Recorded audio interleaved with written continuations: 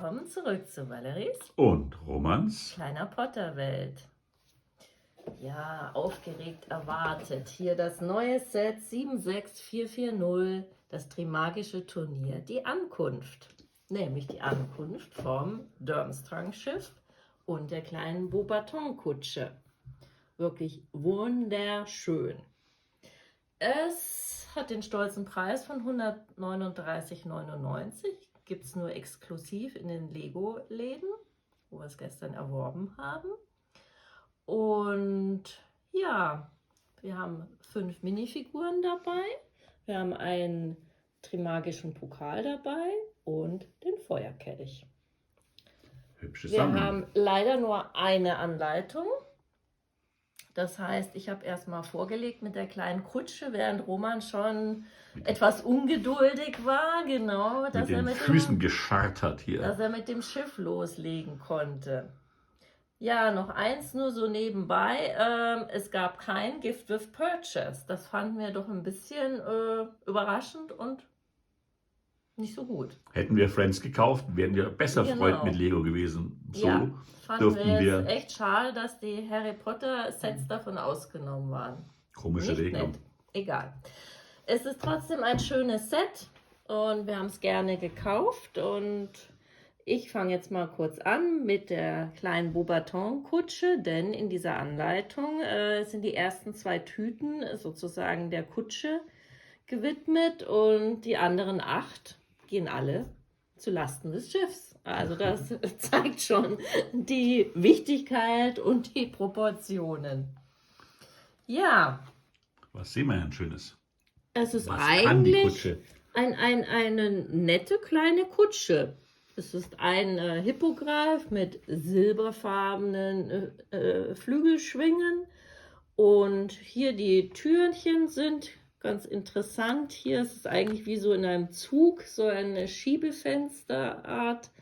Das finde ich eigentlich, habe ich bisher noch nicht so gesehen. Dann gibt es neue Aufkleber für die Beauxbaton-Kutsche. Da müssen wir natürlich jetzt mal die große hier ein bisschen aus dem Jahr 2019 ranziehen. Bringen Sie mal in den Vordergrund. Ja, genau. Geht dann gleich wieder ein. Also wie wir sehen, haben wir hier 2 Hippogreifs. Wir haben eine deutlich größere Kutsche, sieht man allein schon an den Rädern. Und ja, vor allen Dingen das Innenleben. Also man macht hier da den Deckel auf und klappt dann hier dieses ganze Seitenteil hoch. Und auf magische Weise vergrößert sich diese Kutsche. Also hier oben mit wirklich Regal und Schubladen und hier unten eben deutlich bequemer zu sitzen. Und wenn wir hier aufmachen, also hier dieses Krönchen finde ich übrigens zauberhaft, mit dem man das Dach abmachen kann. Aber innen drin ist einfach wirklich blanke Bänke und sonst gar nichts. Also sehr, sehr nüchtern und spartanisch. Also wer die große Kutsche hat, braucht die kleine eigentlich nicht, ne? Nein, wirklich.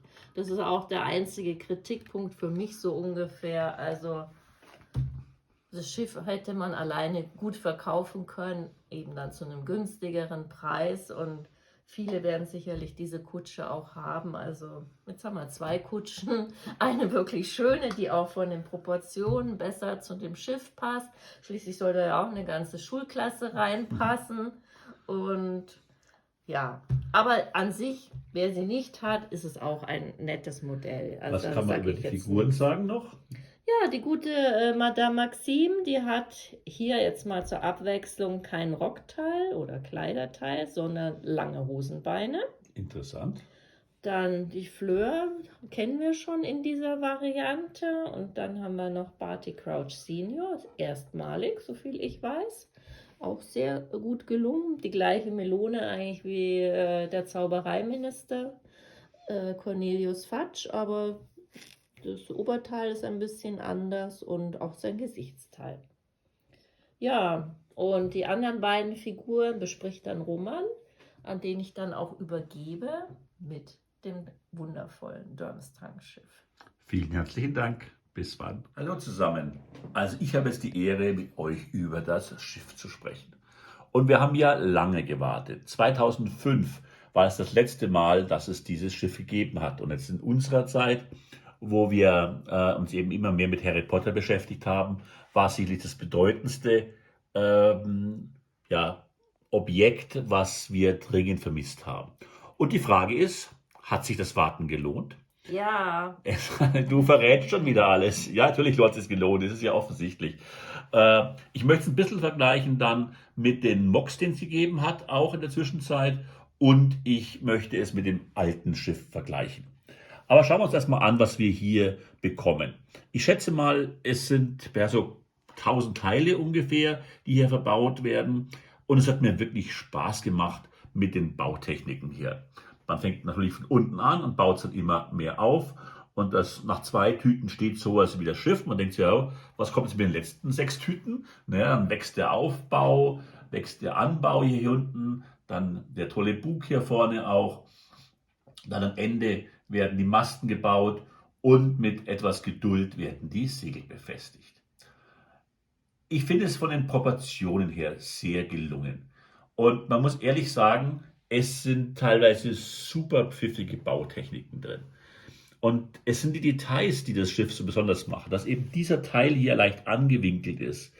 Und das zentrale Teil ist total pfiffig gebaut hier, das diesen Winkel erzeugt. Das gleiche gilt hier vorne auch für den Bug, der ist ja auch leicht schräg. Das heißt, hier unterscheiden sich im Detail. Ich habe selber versucht, ein Schiff zusammenzubauen. Wenn man das hier gerade baut, das nimmt einfach den Charme weg. Und das hat hier der Lego-Designer, dessen Namen mir nicht bekannt ist, wirklich extrem clever gelöst. Es ist nicht zu klein, es ist nicht zu groß, es ist genau richtig. Es ist viel in Gold auch gemacht. Es ist ein gutes Gold im Verhältnis zu vielen anderen. Es glänzt gut. Es macht wirklich Spaß auch zu bauen. Ja, es gibt Aufkleber. Hier am Rand unten sind so irgendwie gefährliche Monster, die hier aus dem Kanonenluken rausschauen. Da muss ich nochmal recherchieren, was die eigentlich machen. Und es gibt hier eben so eine Verplankungsidee. Man hat hier so ein bisschen so einen Gringotts-Problem. Man muss sich also überlegen, wie man diese Aufkleber eben zusammenbringt. Ich habe es jetzt hier auf Stoß geklebt. Wenn man ehrlich ist, macht es keinen großen Unterschied, wenn man es nachher wieder zubaut. Also ihr könnt die aufkleben, wie ihr wollt. Klebt sie gerade auf. Aber es ging relativ gut. Bisschen Ausdauer brauchen die 8 Wappen, die hier als jeweils 2 Paare mit identischen Aufklebern hier, die eben hier die Durmstrang-Wappen auch wiederum darstellen. Es ist ein bisschen modular, Schrägstrich Play-Features. Man kann hier den Boden herausnehmen, wenn ich es schaffe. Und es ist ein bisschen Interieur drin mit einem Rumglas, einer Lampe und ein bisschen Einrichtung hier. Und wenn man sich traut oder wenn man sich auch die Anleitung schlägt es vor, die Takelage eben hier zur Seite nimmt und sie nach unten biegt, hier kann man diesen Teil des Schiffes auch abheben. Ich hoffe, es gelingt. Ja, es gelingt mir. Und man hat dann eben wieder Blick in die Kapitänskajüte, wo man eben den Kapitän des Schiffes eben legen kann. Ja, man könnte es größer bauen, man könnte viel mehr einbauen. Aber ehrlich gesagt, es ist schon ganz ordentlich groß. Ich habe es gar nicht wirklich gemessen. Gute 40 Zentimeter. Die Proportionen passen. Und deswegen, diesmal möchte ich hier Lego alles andere als kritisieren, sondern wirklich loben, dass sie uns nach so vielen Jahren ein schönes Schiff gegeben hat. Vergleichen wir es nochmal.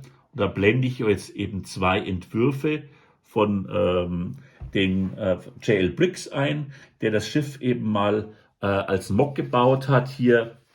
Und er hat ein bisschen mehr Teile verwendet. Ich blende es ein, Valerie, deswegen kann man das dann gut sehen neben mir. Aber das hat er nur als digitales Modell gemacht gehabt, aber die Anleitung gibt es auf Rebrickable. Und ein anderer Mock ist von Micmac aus Australien. Er hat clevererweise eben ein anderes Schiff als Basis genommen gehabt, nämlich eins von Mario und dann darauf eben Durmstrang aufgebaut. beide wirklich prachtvoll und kann man machen und auch nachbauen. Aber wenn man ehrlich ist, wenn man alle die Teile zusammenkauft, ist man noch teurer als Lego. Und deswegen glaube ich, muss man gestehen, es ist ein vergleichsweise vernünftiger Deal, den uns hier Lego anbietet. Aber Sie wissen genau, dass hier die Fanboys wie wir eben auflaufen und deswegen ist es ein exklusives Set. Noch ein kurzer Blick auf das historische Schiff, das ja... Vergiss nicht die Minifiguren. Die kommen noch. Ans Ende kommen noch die Minifiguren. Danke dir für den Tipp. Aber jetzt sind wir bei den Schiffen gerade. Das war ja auch relativ breit und aus großen Teilen gebaut. Und natürlich für fast 20 Jahre in einer anderen Ära. War ein schönes Schiff. Es ist zu vollkommen utopischen Preisen gehandelt. Ich habe gerade eben nochmal bei eBay geguckt. Jemand aus Neufahren hat eine Sealed Package für 670 Euro, wo ich vorbeifahren könnte und es holen. Ich werde es nicht tun. Ich bleibe bei meinem Schiff. Und jetzt schauen wir uns noch die Figuren an, die wir hier haben. Also die aktuellen Figuren sind diese beiden hier, Viktor Krumm und Igor Kakarov, der Schulleiter. Er sieht hier wirklich gut aus, muss man sagen, fast jugendlich. Und ich habe hier nochmal zum Vergleich die Figur aus dem alten Schiff hingestellt daneben. Hier, wir haben heute natürlich einfach moderner eine Beinbedruckung für den Viktor bekommen. Er hat nicht mehr seine Fellmütze wie damals, dafür hat er einen Fellkragen. Also nach heutigen Standards wirklich tolle Figuren, die Lego uns hier bietet. Wir haben hinten so ein bisschen Rückenbedruckung mit so ein paar Falten hier und hier am Rückenteil bei Igor auch haben wir zweite Gesichter. Ja, wir haben zweite Gesichter, denn wir haben ja auch lang genug Haare, die das alles verstecken können.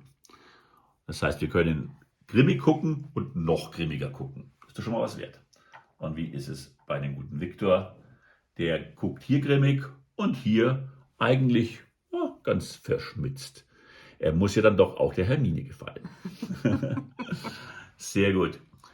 Gibt es noch was ich vergessen habe bei dem Schiff?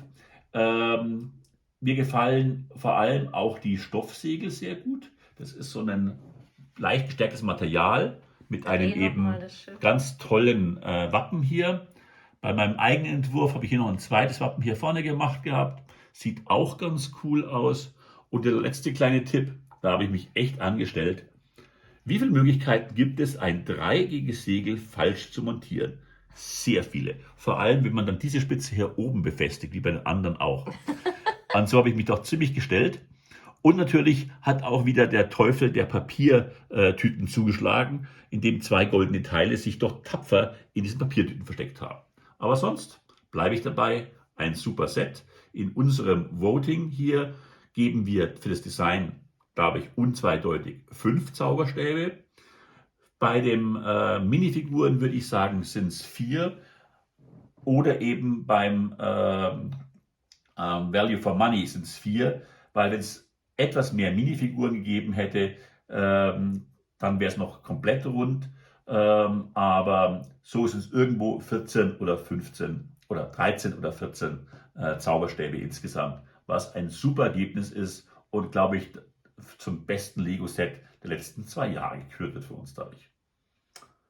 Das war unser Review. Abonniert unseren Kanal. Wir freuen uns bis zum nächsten Mal. Ciao, ciao. Ciao.